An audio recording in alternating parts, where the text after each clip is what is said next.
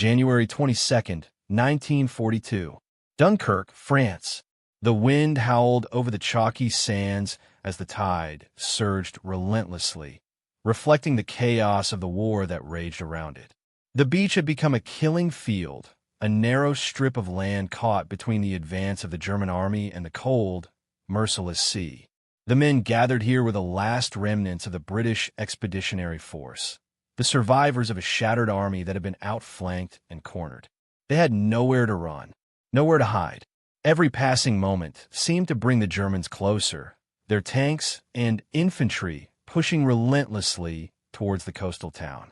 In the midst of this chaos, a small group of men huddled around a damaged radio, its crackling voice offering the only connection to the outside world. The air was thick with fear, uncertainty, and the stench of sweat and diesel. The men, worn and battle-weary, stood frozen, their eyes fixed on the speaker, listening intently to every word, as if it held the key to their survival. They had been waiting for hours, hoping for a miracle, for any sign that help was on its way. But none came. Instead, the voice on the radio spoke of evacuation plans, the faint hope that a flotilla of boats would arrive to carry them to safety across the channel to Britain. But there was no certainty, no guarantees. The news was a cold comfort. The beach was swarming with thousands of soldiers, all scrambling to get on the few boats that managed to land amidst the constant bombardment from the skies and the sea. It was a war zone, but it was also a prison. The men felt it in their bones, the overwhelming sense of being trapped. There were no leaders left to guide them, only remnants of commands from higher-ups who had long since vanished. Only panic, only the instinct to survive. Amongst the men standing near the radio was Lieutenant John Sutherland. At 21, he was the youngest officer in the group. His uniform, once crisp, now hung loosely on his thin frame, his boots caked in mud and sand. He had barely completed his training when he was thrust into the brutal theater of war. He was young, naive in some ways, but when the call had come to lead, he had stepped forward without hesitation. There was no one else to take the responsibility. He had not yet earned the respect of his fellow officers, but in this moment, in this nightmare unfolding on the beach, rank and experience had little value. Only survival mattered. Sutherland had watched as older, more experienced officers crumbled under the weight of the situation. Some of them had tried to organize the retreat, but their efforts had been thwarted by the mounting pressure of the German onslaught. Others had simply disappeared, either killed in action or lost to their own panic. And yet, in this mess of men and machines, Sutherland saw a flicker of something in himself that he hadn't expected.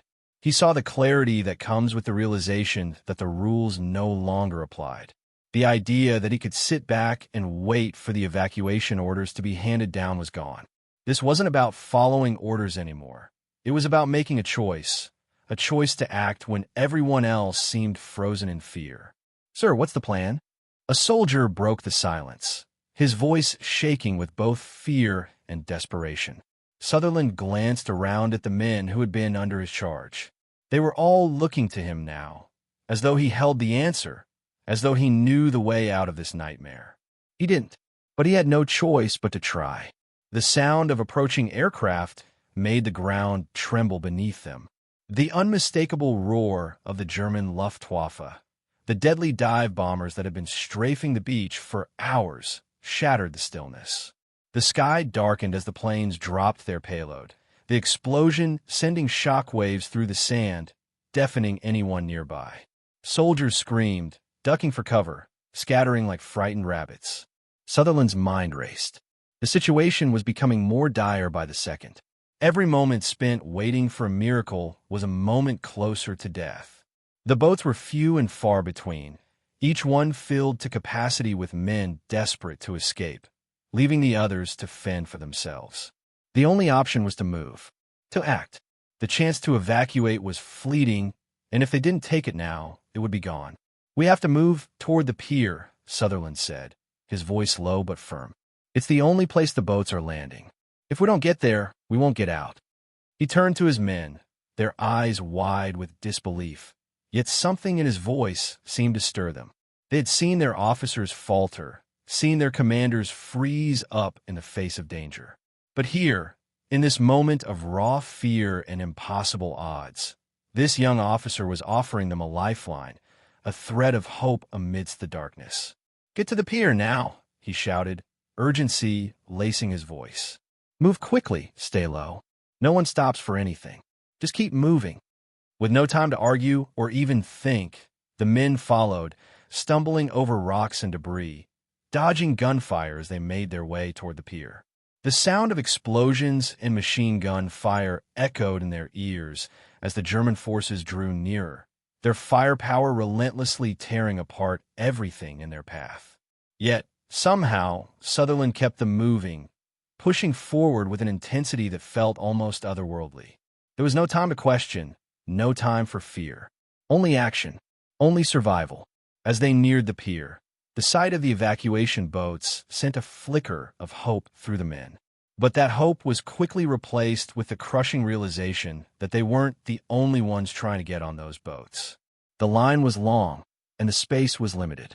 The boats weren't coming fast enough, and the Germans were closing in faster than expected.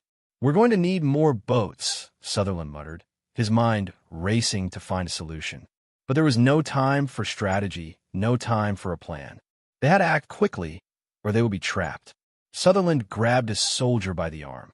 "You get to the other side of the pier. Tell anyone who can hear you that they need to send more boats. Tell them the situation is worse than we thought." The soldier nodded, fear and determination battling in his eyes. As he sprinted off, Sutherland turned back to the rest of the men. He had no idea what was happening on the other side of the beach. He didn't know if anyone would be able to hear the message. But he couldn't afford to wait for permission, to wait for orders from above. He had to take control. The men needed him, and they needed hope. Minutes felt like hours as Sutherland kept his group moving, pushing them to stay low, to keep moving toward the water. The Germans were getting closer, and the air was thick with tension. Each step felt like it might be their last, but Sutherland couldn't stop. The thought of failure, of not getting his men out alive, was too much to bear. There was no option to retreat, only forward. And then, just as the panic seemed unbearable, something miraculous happened. The sound of a boat engine cut through the chaos. A small, battered vessel came into view, its engine sputtering against the constant fire from the enemy. But it was enough. It was one more chance. Sutherland ran toward the boat, waving his arms frantically, urging the men to board. The boat's crew had already taken on as many as they could, but there was room for a few more. For a fleeting moment, Sutherland thought they might just make it. But the Germans were closing in, their tanks rumbling in the distance, and the realization struck him like a physical blow. Not all of them would get out. In that moment, as he turned to look at the men behind him, Sutherland faced a painful truth. Survival, in this brutal reality, was a cruel lottery, and he didn't know if he would make it himself. But the men who boarded that boat would, and that was all that mattered. As the boat pulled away from the shore, the rest of the men, those left behind, watched with bated breath. For a fleeting second, there was hope, but with the deafening roar of enemy fire all around, even that felt fragile, like glass breaking in slow motion. The reality of their situation had never been clearer. There was no victory here, no celebration, only escape, and even that was uncertain. May 27th, 1942, somewhere on the coast of Dunkirk. The sand was no longer just sand, but a sea of men, their faces smeared with dirt and grime, their clothes tattered and soaked with sweat. The air was thick with the acrid scent of smoke, gunpowder, and fear as the German army advanced relentlessly. The enemy was closing in from every direction, their tanks and infantry steadily pushing the British forces back toward the water's edge. For the soldiers stranded on this beach, escape was no longer a distant hope. It was a brutal, desperate race against time. The tide had turned. The beach was no longer a place of refuge. It had become a prison. The waves crashed against the shore, indifferent to the terror that gripped the men on it. Some soldiers had already lost the will to fight. They had seen too much death, too much carnage. The boats that had come to evacuate them were few and far between, and those that did arrive were overcrowded with men desperate to escape. The German Luftwaffe circled overhead, their bombers and fighters tearing through the sky, raining destruction down on anyone unfortunate enough to be caught in their sights. Yet, even in the midst of this madness, there was one officer whose mind was still working, still thinking, still trying to make sense of the chaos. Lieutenant John Sutherland, the young officer who had led his men toward the pier in the early hours of the retreat, was not a man of many words. He had learned early in his career that action spoke louder than command. But now, as he stood amid the madness, he knew that his quiet confidence would have to become the glue that held this group of men together. The leadership he had shown in the earlier hours of the retreat was no longer enough. The stakes were higher now, and the chances of survival had become slimmer. Sutherland looked out across the beach, his sharp eyes scanning for any sign of hope, any sign that there might be a way out. He could see soldiers fighting, scrambling for cover, some too disoriented to move. Others, more composed, were trying to organize what little order remained, but their efforts seemed futile. The Germans had their backs to the sea and their eyes on the prize, total annihilation of this last group of Allied soldiers. "Sir," a voice called out from behind him. It was Corporal Thompson, a grizzled veteran who had been with Sutherland since the beginning of the retreat. His face was grim, the weight of their situation reflected in his weary eyes. "We can't stay here. The Germans are pushing in from all sides. If we don't move, we'll be caught in the crossfire." Sutherland nodded. The words were simple, but they carried a truth he could not ignore. The line between life and death was thinning with every passing minute. They had no time to waste. They had to find a way off the beach, and fast. There was no longer any strategy, just survival.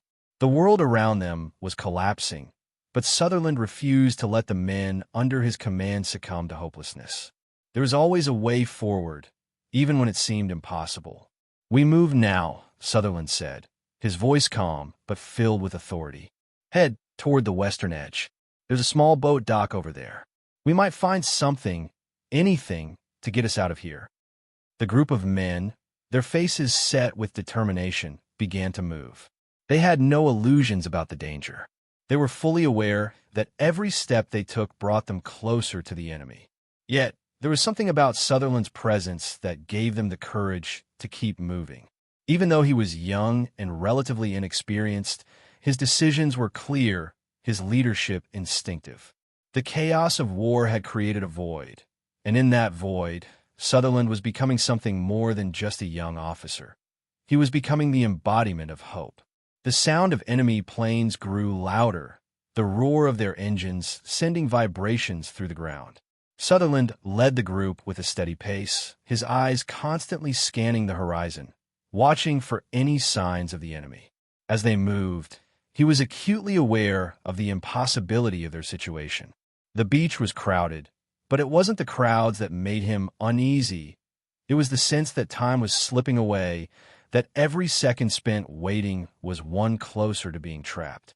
He knew that the men around him were counting on him to find a way out, and he couldn't afford to fail. They reached the edge of the beach and found a small dock, barely visible among the debris.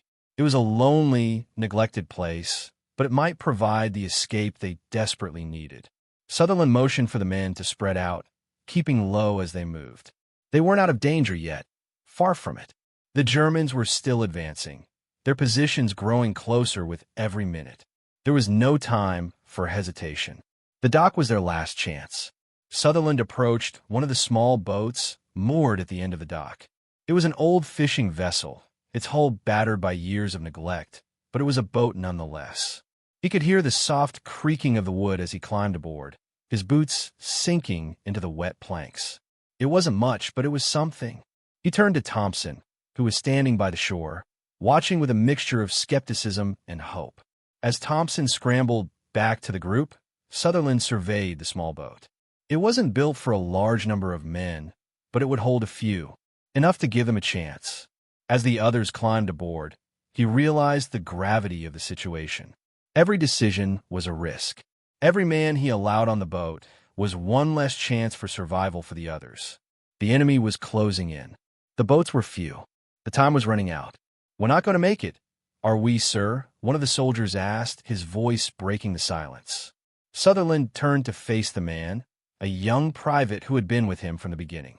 The fear in his eyes was unmistakable, but it wasn't just fear. It was a hopelessness that comes when a man knows that fate has already been decided for him. Sutherland met his gaze. "We're going to make it because we're going to fight for it," he said, his voice steady, though his heart was racing. "Get on the boat. We can still get out. We just have to keep pushing forward."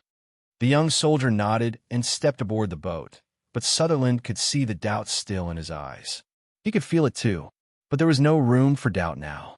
He had to be the one who believed in the impossible, who held on to hope when everything else seemed lost. As the boat began to move away from the shore, the men huddled together in the dim light, their faces a mix of exhaustion and fear. The sound of enemy gunfire was distant now, but it still hung in the air like a specter, a reminder that their survival was anything but guaranteed. The boat cut through the water, the churning waves threatening to capsize it with every gust of wind. It was a miracle they were even afloat. But the boat was not the only thing moving on the water. A German destroyer appeared on the horizon, its massive form cutting through the waves with deadly precision. Sutherland's heart sank as he realized the boat was being pursued. The Germans had already noticed them, and they would not let them escape without a fight. He could see the enemy ships drawing closer, the guns mounted on the decks beginning to aim in their direction. The men on the boat looked to Sutherland for guidance, their faces pale, their eyes wide with terror. He felt the weight of their fear pressing down on him, but he couldn't let it break him. He couldn't let it break them. "Not now." "Stay calm," Sutherland shouted, his voice rising above the wind. "We're not done yet. We can still make it." But even as he said the words, he knew that there were no guarantees. Their survival was in the hands of fate now. All he could do was hold the line, keep the men together, and pray that the enemy would be slower than expected. The boat rocked violently in the water as the German ships loomed closer, their guns ready to fire. For Sutherland, this was the moment that would define him, not as a leader but as a man. The odds were stacked against them, but he couldn't give up, not while there was still a chance, not while there was still hope. The boat surged forward, its engines sputtering as they raced toward the horizon, their fate uncertain, but their resolve stronger than ever. June 4th, 1942. London, England. The offices of the War Ministry were thick with the smell of tobacco smoke and the rustle of papers, a place where decisions were made and men's fates decided with the stroke of a pen. The room was dimly lit, the heavy curtains drawn to block out the faint summer light, as if the sunlight itself might interfere with the gravity of the discussions taking place. Maps were pinned to the walls, their lines denoting territory gained and lost. But amid the tactics and strategies, there was something more human at play, something that could not be charted or calculated on paper, something more personal,